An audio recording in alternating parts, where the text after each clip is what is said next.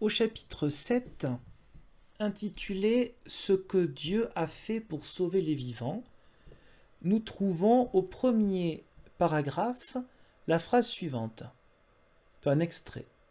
Jésus-Christ qui avait été cloué sur un poteau de bois. L'expression poteau de bois revient souvent. Il ne s'agit surtout pas de dire la croix. Alors, moi je veux bien, mais il faut essayer de ne pas trop se contredire, parce que quand même, lorsqu'on lit ce bouquin-là, la réconciliation entre Dieu et l'homme, du fondateur, hein, celui qui a reçu la lumière, hein, en 1874, au minimum 2 fois. Après, j'ai arrêté de compter, je me suis dit que j'avais autre chose à faire la première fois que j'ai lu ce bouquin. Voici ce qu'on trouve. Je rappelle que la traduction est faite par les étudiants de la Bible à l'époque, donc les témoins de Jéhovah eux-mêmes, hein, de l'anglais vers le français. Page 25. Le livre est écrit en 1899, deuxième édition, que nous écoutons ici, 1916, de M. Russell. Notre Seigneur Jésus montra sa fidélité au Père céleste, non seulement en s'humiliant jusqu'à revêtir la nature humaine pour subir les souffrances de la mort, mais aussi en obéissant même jusqu'à la mort ignominieuse de la croix. Page 25. Je donnerai un autre exemple, mais juste ce qui est dit dans son introduction, à la page 10 de l'introduction. Si nous écrivions à nouveau ce volume, nous y apporterions ici et là quelques changements d'expression sans importance.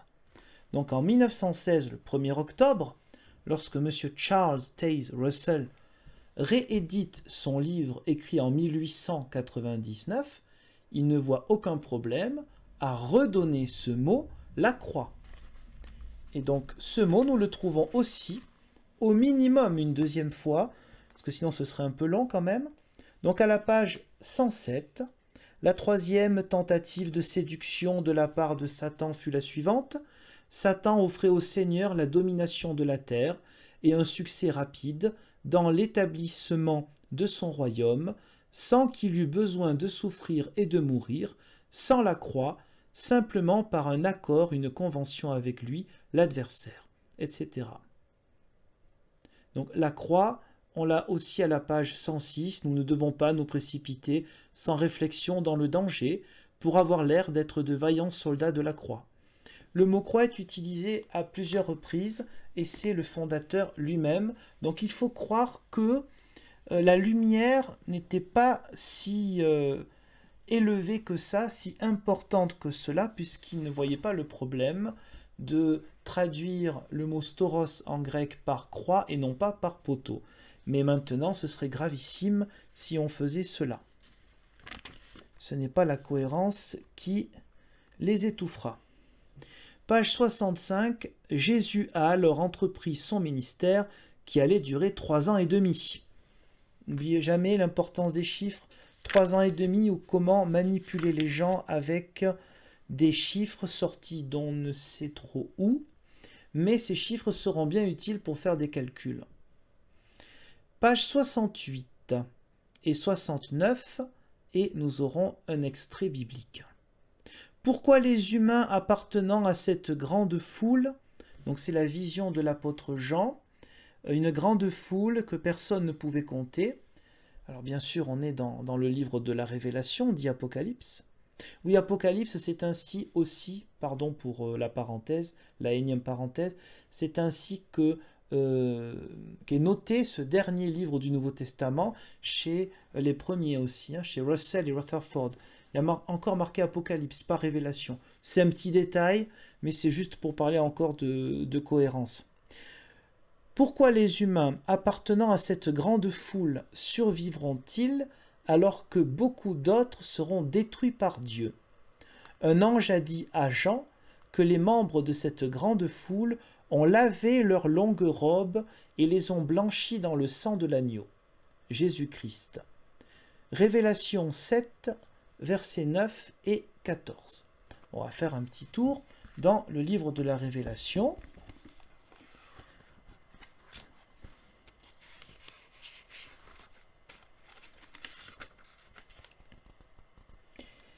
Chapitre 7, verset 9. Après cela, je regardai et je vis une foule immense que personne ne pouvait compter. C'étaient des hommes de toute nation, de toute tribu, de tout peuple et de toute langue. Ils se tenaient debout devant le trône et devant l'agneau, habillés de robes blanches, des feuilles de palmier à la main. Et au verset 14, je lui répondis, mon Seigneur, tu le sais, d'où ils sont venus, ces gens-là. Il me dit alors, ce sont ceux qui viennent de la grande tribulation. Ils ont lavé leurs robes, ils l'ont blanchi dans le sang de l'agneau. Alors évidemment, on imagine que cela n'a sûrement strictement rien à voir avec les martyrs de l'époque, avec les chrétiens qui étaient persécutés à l'époque où est écrit ce livre mystique et parfois assez compliqué. Mais ce n'est pas le cas pour nos amis témoins de Jéhovah. Ça ne peut pas avoir de lien quelconque avec le contexte dans lequel a été écrit ce livre si particulier. Donc, nous reprenons ce qui est écrit là. Pourquoi les humains appartenant à cette grande foule survivront-ils alors que beaucoup d'autres seront détruits par Dieu? Regardons un petit peu quelques commentaires s'ils peuvent nous éclairer sur cette question.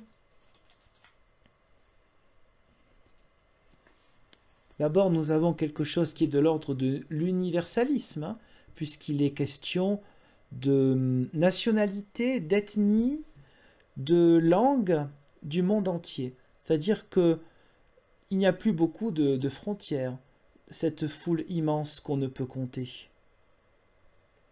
Alors, de vêtements blancs, nous avons la question, bien sûr, de la question du baptême.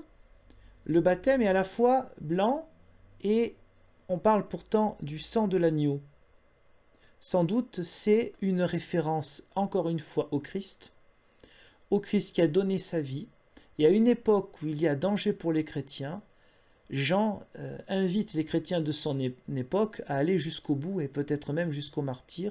C'est ainsi que ceux qui ont tenu dans la foi, eh bien, c'est comme s'il y avait une vision, alors on va peut-être pas dire d'une âme, mais on a une vision de ceux qui sont morts à cause ou pour leur foi et qui donc ont été lavés, entre guillemets, ont été purifiés. Ils n'ont pas été purifiés parce qu'ils seraient meilleurs que les autres. Là, je vous reprends de tête ce que j'ai pu lire dans des commentaires. Bon, la source se trouve en dessous de la vidéo. Et bien sûr qu'il existe beaucoup de commentaires en langue française. Simplement, je vous indiquerai la maison d'édition de maison, la maison Olivetan et Labor et Fides. Olivetan et Labor et Fides, donc en langue française. Vous avez aussi d'autres Desclés, vous en avez plein aussi côté catholique, des maisons sérieuses d'exégèse et de commentaires bibliques, Labor et Fides, Olivetan, et vous en trouverez d'autres aussi sur internet. Donc de mémoire, dans les commentaires que j'ai pu lire et résumer, donc le sang, ce n'est pas évidemment le fait d'avoir été martyr qui fait que certains chrétiens seraient meilleurs que les autres et qu'ils ont vaincu les autres.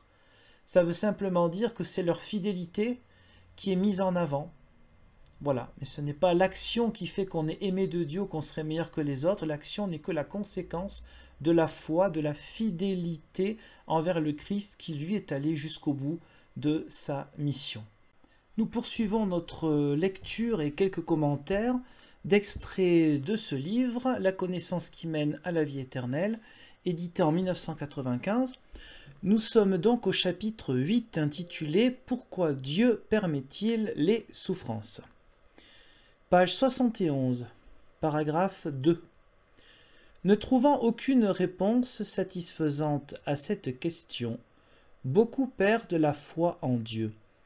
Ils pensent qu'il ne s'intéresse pas aux humains. D'autres, qui acceptent les souffrances comme une réalité de la vie, deviennent amers et jugent Dieu responsable de tous les malheurs qui accablent l'humanité. Donc voilà, sur cette question, il y a deux possibilités. Si jamais vous faites partie d'une troisième catégorie, vous seriez ni dans l'un ni dans l'autre de ces schémas, eh bien en fait, vous n'existez pas. En fait, c'est pas possible. On vous explique la vie, on vous explique uniquement ce qui est possible de comprendre. En dehors de ça, eh bien, peut-être vous êtes un pur esprit qui n'existe pas en ce monde. Voilà. Page 71, un peu plus bas, paragraphe 4, numéro 4 plutôt. D'autre part, même si beaucoup d'actions horribles ont été perpétrées au nom de Dieu ou du Christ, rien dans la Bible n'indique qu'il les approuve. Petite pause. Non seulement rien n'indique effectivement dans la Bible que Dieu ou le Christ les approuve, ce qui pour nous est la même chose, mais par contre, les églises non plus. Parce que si ces gens se renseignaient, s'ils avaient un peu plus d'honnêteté et de travail intellectuel, ils sauraient le nombre de repentances, de mea culpa, qu'a existé au XXe siècle au niveau de l'Église catholique romaine, au niveau aussi des églises protestantes qui ont pu parfois ne pas être assez engagées contre certaines dictatures. C'est facile à dire quand on vit dans un pays libre. Hein. Bon, mais enfin, toutes les repentances, les paroles de regret sincères, déclarations officielles de diverses églises chrétiennes par rapport au passé, où effectivement il y a eu aussi des guerres de religion, des choses pas très belles dans le christianisme, eh bien ces choses-là, ils semblent ne pas les connaître, bizarrement. Dieu et Christ n'ont aucun lien avec ceux qui, prétendant les servir, trichent, escroquent, tuent, pillent et font bien d'autres choses qui causent des souffrances. Analysez maintenant comment on est passé subtilement d'un passé qui devait évoquer sans doute guerre de religion, croisade ou autre conquête des Amériques. Et puis là, on passe au présent. Dieu et Christ n'ont aucun lien avec ceux qui, prétendant les servir, trichent, donc on est au présent d'un coup, escroquent, tuent, pillent et font bien d'autres choses qui causent des souffrances.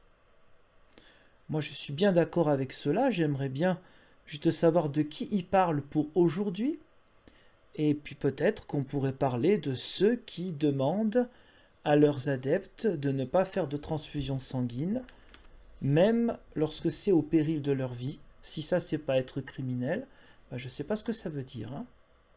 Page 72, numéro 6. Même les légendes de certains pays racontent cette période heureuse. Le début, le paradis terrestre. Hein. Dans la mythologie grecque, le premier des 5 âges de l'humanité était appelé l'âge d'or. Après, on vous parle des Chinois, des Perses, des Égyptiens, des Tibétains. Et au numéro 7, il est écrit « Les mythes des nations sont tout simplement une réminiscence des écrits les plus anciens de l'histoire, à savoir la Bible. » Là encore, on est dans l'idolâtrie biblique. On veut que la Bible soit d'une perfection toute humaine.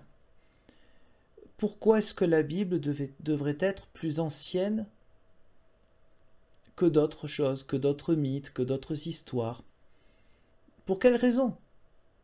Ça n'a pas de sens. Pourquoi plaquer sur les Saintes Écritures des perfections que eux seuls demandent?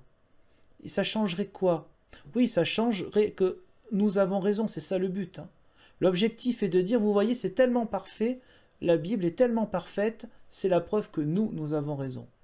Alors que la Bible est un ensemble de témoignages, certains symboliques, d'autres inscrits dans une véritable histoire, où on peut dater certains rois, etc., certains événements, pour parler de la présence de Dieu dans le monde avec un peuple élu, le peuple hébreu, mais pour qu'il soit porteur de la Torah, porteur du monothéisme pour tous les peuples, et ensuite en Jésus-Christ, en Yeshua, pour que le monde entier soit au courant de cet amour de Dieu par l'être humain et dans l'être humain. La question d'utiliser, alors là en plus on voit la malhonnêteté habituelle, c'est-à-dire tout ce qui est en dehors de nous est affreux, lié à Satan. Mais par contre, regardez comment on vous parle de la mythologie grecque, des Égyptiens, des Tibétains, bref, des religions qui pour certaines étaient polythéistes ou des philosophies très particulières, qui sont très différentes quand même de la religion juive, de la foi monothéiste. on utilise, quand ça nous arrange, le paganisme le plus divers pour dire qu'on a raison. Voilà. Petite parenthèse, petite réflexion, dans ce genre d'extrémisme, ils ne sont pas les seuls sur le sujet que je vais évoquer, il est intéressant de voir que les deux extrêmes de la Bible, le début de la Genèse et la fin, qui est l'Apocalypse, le livre de la Révélation, sont utilisés à tort et à travers. Tout ce qui est compliqué, symbolique et qui dit quelque chose de l'être humain est trafiqué pour évoquer la priorité de leur conception qui est l'origine et la fin. L'origine, il y a 6000 ans, Adam et Ève pris littéralement. Et puis la fin, alors c'est déjà un peu maintenant sans être maintenant, je ne reviens pas sur des sujets que j'ai abordés, mais je développerai ça un peu plus, Dieu voulant, à d'autres moments, lorsqu'il s'agira de calculs bidons, de multiplication, d'addition de chiffres, ça viendra plus tard. Donc voilà, vous voyez comment les deux extrêmes, j'ai presque envie de dire géographiques, Genèse et Apocalypse, Révélation, sont utilisés. Voilà, c'est une petite réflexion. Comme si le cœur du message chrétien, c'était ça. Alors que le cœur du message chrétien, c'est le royaume de Dieu s'est approché, il est déjà là. Jésus est ressuscité, une vie nouvelle pour nous, ici et maintenant, avant celle qui nous attend après. Et parce que cette vie nouvelle, après, elle est déjà donnée, eh ben, on n'a rien à faire pour cela et on s'en moque totalement, on n'a pas à penser à la suite, on vit pleinement ici et maintenant, puisqu'on est assuré du cadeau qui nous est déjà fait pour après. Donc on est esclave de rien, pas la peur de Dieu, ni la peur de son jugement, ni la peur des autres, ni la peur du Satan, c'est lui donner un peu trop de pouvoir puisqu'il n'en a pas par rapport au Christ. Voilà quelques petits éléments de réflexion en tant que chrétien et aussi en tant que pasteur, mais nous allons quand même continuer dans ce magnifique chapitre numéro 8. Durant presque toute l'histoire, nous sommes à la page 76, numéro 16. Satan a pu, en toute liberté, tramer des intrigues pour dominer l'humanité. Il a entre autres exercé son influence sur les puissances politiques et soutenu des religions qui, de façon astucieuse, ont détourné vers lui l'adoration normalement réservée à Jéhovah, ainsi devenu le Dieu de ce système de choses. Le diable est appelé le chef de ce monde. 2 Corinthiens 4, 4, Jean 12, 31. Bon, pour les traductions, on va quand même repasser, parce que quand on va faire un petit tour dans le Nouveau Testament grec, ce n'est pas exactement ça. 2 Corinthiens 4, 4, eux, ils parlent du chef de ce monde, alors que c'est le Dieu, non pas du monde, mais d'un âge, d'une période. Ce n'est pas tout à fait la même chose. En disant chef de ce monde, ils veulent insinuer que le diable est partout dans ce monde, sur la terre, si vous voulez. Alors que Dieu de cet âge, de cette époque, n'a pas du tout la même connotation. Vous voyez comment une traduction peut aussi influencer une interprétation. Pour ce qui est de Jean, Jean 12, verset 31, c'est archon tu kosmuto, tout, donc c'est prince, et non pas prince, principauté, non pas chef. Prince de ce monde, un prince ce n'est pas le roi, il ne faut pas l'oublier, alors que chef donnerait l'impression qu'il n'y a personne au-dessus. C'est quand même intéressant toute cette place qui est donnée au diable dans cette, on va dire religion pour être gentil, et encore non, c'est faire insulte aux religions en général. Donc comment on traduit d'une certaine manière pour influencer les gens? Alors, on va quand même aller voir un petit commentaire dans 2 Corinthiens, donc chapitre 4, verset 4. Et une interprétation qui, sans doute, est secondaire, on ne peut pas mettre cela en premier plan, mais qui nous ouvre des perspectives, on va dire, originales, c'est que peut-être, mais là je mets bien un peut-être, l'expression prince de ce monde serait une référence chez Jean à l'empereur de Rome. C'est pas à mettre en premier lieu, mais pourquoi pas? Cela montrerait, est-il utile de le rappeler? Sans doute c'est utile pour pas mal de personnes, et ceux qui pourraient croire en ce qui est dit là-dedans, que le contexte dans lequel le message de l'Évangile est annoncé et proclamé, c'est-à-dire à l'époque où le pouvoir c'est l'Empire romain, le contexte n'est quand même pas à dénigrer. Nous poursuivons ce chapitre à la page 77. Numéro 17. La méchanceté et les souffrances ne sont pas causées par Jéhovah. Puisque Satan est le chef de ce monde, petite pause, on a vu à l'instant qu'en fait c'est une très mauvaise traduction et que ça induit en erreur un faux pouvoir, pouvoir qui a déjà été mis à mal et un pouvoir qui a été tombé, la chute a déjà eu lieu en réalité. Je reprends, et le Dieu de ce système de choses, on remarquera le vocabulaire, système de choses. Lui et ceux qui le suivent sont responsables de la situation actuelle de la société et de tous les malheurs que les humains endurent. Nous sommes dans un monde de marionnettes, la diabolisation est totale, et je rappelle que diaboliser tout ce qui est à l'extérieur, faire peur, parler de protection dans le cercle intérieur, ce sont les critères, ce n'est pas la totalité des critères, mais ce sont des critères fondamentaux pour tout groupe sectaire. Alors là, il est question, je reprends notre paragraphe, nul ne peut à bon droit dire que Dieu est la cause de ses souffrances, effectivement, c'est pas pour ça que le diable est partout. Romains 9, verset 14, où il est dit, est-il un Dieu injuste?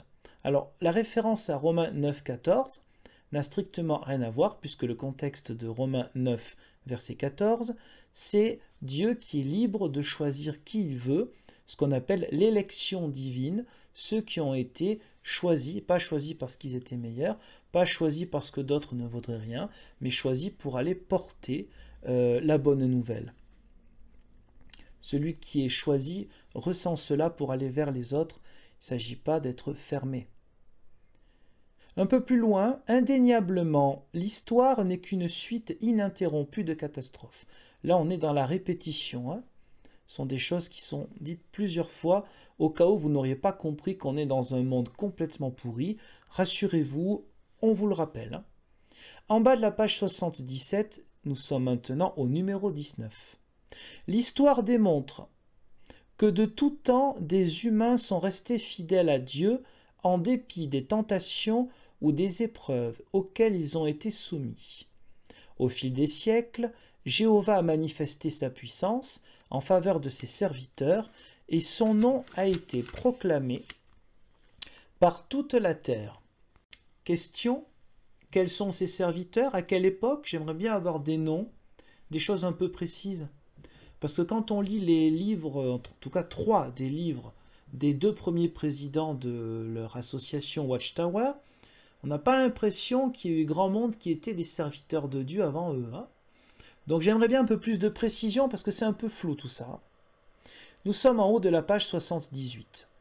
Le chapitre 11 de la lettre aux Hébreux dresse une longue liste de fidèles serviteurs de Dieu, dont Abel, Enoch, Noé, Abraham et Moïse.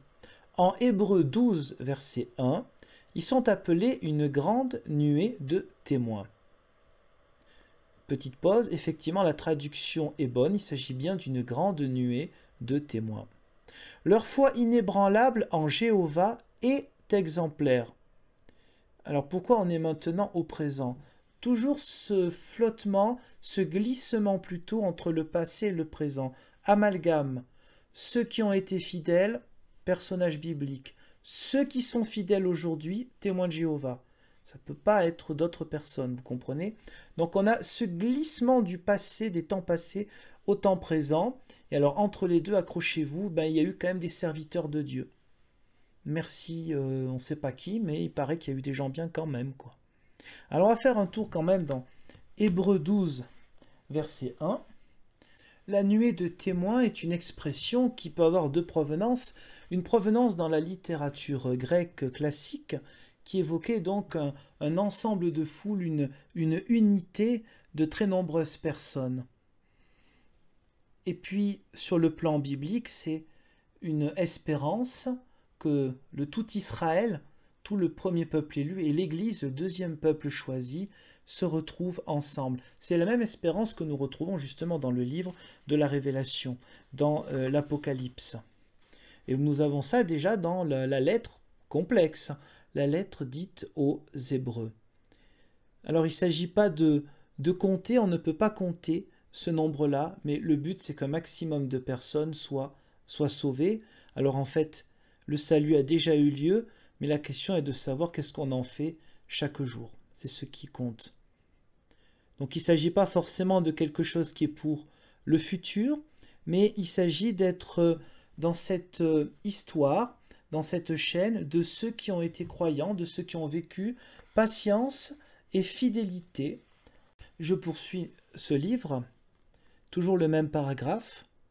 De même, à notre époque, de nombreuses personnes sont allées jusqu'à donner leur vie pour démontrer leur intégrité indéfectible vis-à-vis de Dieu.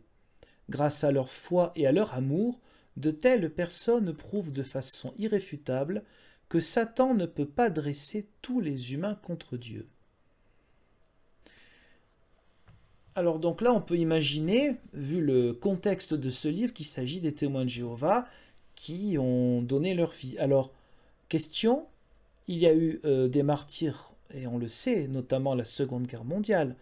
C'est connu, il y avait une étoile exprès dans les camps de concentration et d'extermination. Ils étaient loin d'être les seuls, mais il y en a eu. Question, lorsqu'il s'agit de personnes qui donnent leur vie parce que le collège central leur explique que le sang, il faut s'en abstenir, et donc, même si on meurt, eh bien, c'est pas grave, on est fidèle parce qu'on ne veut pas vivre avec le sang des autres. Est-ce que ça aussi, c'est donner sa vie? Donner sa vie pour qui? C'est donner sa vie pour le Christ ou donner sa vie pour les chefs à New York, le collège central? Et puis, n'existe-t-il pas des millions de chrétiens persécutés depuis le début du christianisme? Et chaque année, des milliers, voire des dizaines de milliers en prison, des meurtres, des tortures? Pas que les chrétiens d'ailleurs. Mais si on parle au sein, en tout cas, du christianisme, eh bien, il y en a beaucoup. Aujourd'hui encore. Peut-être même plus qu'à certaines époques. Mais cela, il n'existe pas à leurs yeux. Et puis enfin, cette dernière phrase que nous avons entendue, grâce à leur foi et à leur amour, de telles personnes prouvent, il faut toujours prouver, hein? Pas témoigner, il faut prouver. Prouvent de façon irréfutable que Satan ne peut pas dresser tous les humains contre Dieu. Donc le plus important des soucis de ces gens-là, d'abord c'est de prouver, et ensuite c'est de prouver que quelqu'un dont la Bible nous dit qu'il n'a plus de véritable pouvoir, eh bien qu'il n'a pas de pouvoir.